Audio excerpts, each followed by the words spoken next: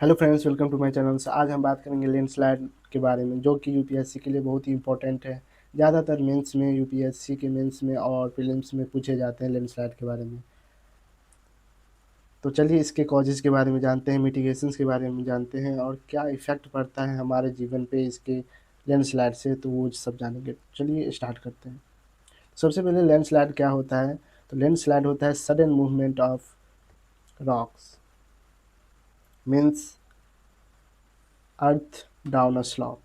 मतलब कोई भी लैंड का टुकड़ा, कोई भी रॉक हो, डेब्रिज हो, अगर सडनली क्या हो, किसी भी हिली रीजन से नीचे की ओर गिरने लगे, स्लाइड करने लगे, तो उसको क्या बोलते हैं? लैंडस्लाइड। और ये साधारणतः नेचुरल होते हैं और ह्यूमन इंड्यूस्ड भी फैक्टर इसको इन्फ्लुएंस करते हैं। और ये साधारणतः जैसा कि बोले हैं हिली रीजन्स में होते हैं, जैसे कि नॉर्थ में हिमालयन हो गया, वेस्टर्न में जो कोस्टल साइड है वो वेस्टर्न घाट हो गया, ये सब देखने को मिलते हैं उसी जगह।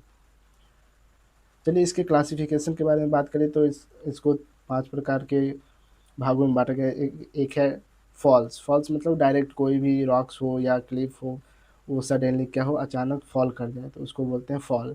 उसके बाद अ, किसी भी स्लोप के से क्या हो, कोई भी मास मूवमेंट नीचे की ओर आए, तो उसको बोलते हैं स्लाइड। और वही इसी स्लाइड में अगर वाटर की मात्रा बढ़ जाए, तो उसको क्या बोलते हैं? डेब्रीज या मड फ्लो। इसको बोलते हैं फ्लो, जो कि लिक्विड अवस्था में क्या करे, फ्लो करे।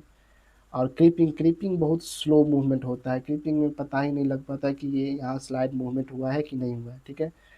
और अगला है सबसिडेंस। सबसिडेंस मीन्स होता है कोई भी जगह, ठीक है, एक बड़ा सा गड्ढा हो जाना।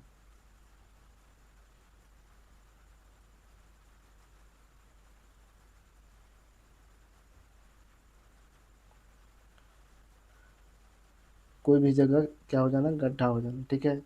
मान लो ये रोड है और यहाँ छोटा सा क्या हो जाता है, गड्ढा हो जाता है, तो अंदर में क्या होता है, सिंकिंग होता है।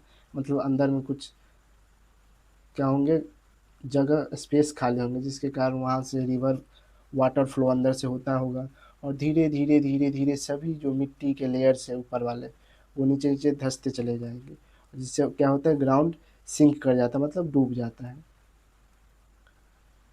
आगे बात करें इसके कॉजेज़ के बारे में, जैसा कि कॉजेज़ के बारे में बताया कि नेचुरल कॉजेज़ और दो human made causes.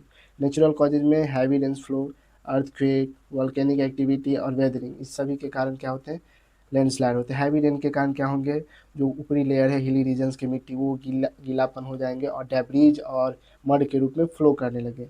Earthquake, earthquake के कारण क्या होता है, अर्थक्वेक के कारण क्या होता है, तो चट्टाने में क्या दरारें पड़ जाती हैं। दरार पड़ने से क्या होते हैं, वो चट्टाने अलग हो जाते हैं मेन चट्टान से, जिसके कारण वो ढुलकने लगता है अगर वहाँ पर हायर स्लोप है तो, ठीक है। उसके बाद वॉल्केनिक एक्टिविटी के कारण भी अर्थक्वेक ही आता है, जिसके कारण फिर से लैंडस्लाइड होता है। और वेदरिंग, वेदरिंग जो बोले हैं वेदरिंग के बारे में, कि कोई भी मटेरियल्स वेदरिंग के कारण जो छोटे छोटे टुकड़ों में विभक्त हो जाते हैं, उसको बोलते हैं वेदरिंग, उस प्रोसेस को। और वो जो विभक्त जो टुकड़े हैं, वो अगर स्लोप के किनारे हुए तो वो सीधे क्या हो जाते हैं, नीचे ढुलक जाते हैं, ठीक है। और ह्यूमन मेड का जो कॉजेज है वो डिफॉरेस्टेशन है, अनसाइंटिफिक कंस्ट्रक्शन है, माइनिंग है और रोड कटिंग है। ये 4 प्रकार के ह्यूमन कॉज हो सकते हैं। उसके बाद बात करें तो रीजन्स हमारे इंडियन में कहाँ-कहाँ ये देखने को मिलता है लैंडस्लाइड। तो सबसे पहले हिमालयन बेल्ट में, हिमालयन बेल्ट जो कि नॉर्थ में है, इस रीजन के आसपास, ठीक है, जो कि रेड में है। इस इसके अंदर जम्मू कश्मीर आ जाता है, हिमाचल, उत्तराखंड और सिक्किम, ये सब क्या है, हिमालय रीजन के बेल्ट में, जहाँ पर ज़्यादातर लैंडस्लाइड देखने को मिलता है, ज़्यादातर उत्तराखंड में। उसके बाद वेस्टर्न घाट, वेस्टर्न घाट जो कि हमारे अरबियन सीज़ के किनारे जितने भी स्टेट है, ठीक है, वहाँ पर उस स्टेट में देखने को मिलते हैं। उसके बाद नॉर्थ हिली रीजन्स, नॉर्थ हिली रीजन जो कि यहाँ है, ठीक है। उसके बाद नीलगिरी, नीलगिरी जो कि हमारे वेस्टर्न घाट में ही अवस्थित है, वहाँ पर भी देखने को ज़्यादा मिलता है। अब इसके कंसिक्वेंसेस के बारे में बात करें, जैसा कि लैंडस्लाइड होगा तो लाइफ और प्रॉपर्टी क्या होंगे, लॉस होंगे। और इंफ्रास्ट्रक्चर जो कि रोड बनाए गए, बिल्डिंग्स बनाए गए और टनल बनाए गए, वो सब क्या होंगे, डैमेज हो जाएंगे। और जो उस रास्ते से रोड या रेलवे कंस्ट्रक्शन किया गया है, वो सब मार्ग अवरुद्ध हो जाएंगे, डिसरप्ट हो जाएंगे। और इन्वायरमेंटल डिग्रेडेशन तो साथ में होगा ही, ठीक है। चलिए अब बात करते हैं इसके रिडक्शंस के बारे में, इसको कैसे हम लोग रोक सकते हैं या कम कर सकते हैं। सबसे पहले एफॉरेस्टेशंस करना, मतलब ज़्यादा से ज़्यादा पेड़ पौधे लगाना हिली रीजन्स में। उसके बाद कंट्रोल्ड स्ट्रक्चर्स कंस्ट्रक्शन, हम लोग ज़्यादा लोभ के लालच में जो इकोनॉमिक बजट ज़्यादा आने, जीएसटी आना, कलेक्शन टूरिज्म के लिए हम लोग जो हिली रीजन्स में ज़्यादा ओवर कंस्ट्रक्शन कर देते हैं अनकंट्रोल, जिसके कारण लैंडस्लाइड ज़्यादा देखने को मिल जाते हैं।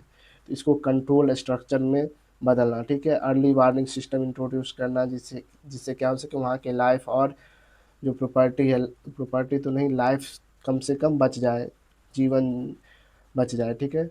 उसके बाद रिटेनिंग वाल एंड द ड्रेनेज सिस्टम को इम्प्रूव करना, वाल को इम्प्रूव करना। उसके बाद हमारे एनडीएमए जो है, NDMA national disaster management authority, इनके गाइडलाइंस समय समय पर आते रहते हैं डिजास्टर्स को टैकल करने के लिए, उससे बचने के लिए, लोगों को इन्फॉर्म करने के लिए, ठीक है। तो इसको पालन करना चाहिए डिजास्टर्स के समय। तो एनडीएमए क्या है, तो एक अपेक्स बॉडी है जो कि इंडियन अपेक्स बॉडी है जो कि डिजास्टर मैनेजमेंट के लिए काम करता है और मिनिस्ट्री ऑफ होम अफेयर्स के अंडर काम करता है, ठीक है। अगर आपको ये वीडियो पसंद आई है तो लाइक शेयर एंड सब्सक्राइब करें, और अगर कोई भी डाउट अगर समझ में नहीं आया तो कमेंट में ज़रूर मेंशन करें, हम उस पर डिटेल्ड वीडियो बनाने की कोशिश करेंगे। Thank you for watching. जय हिंद।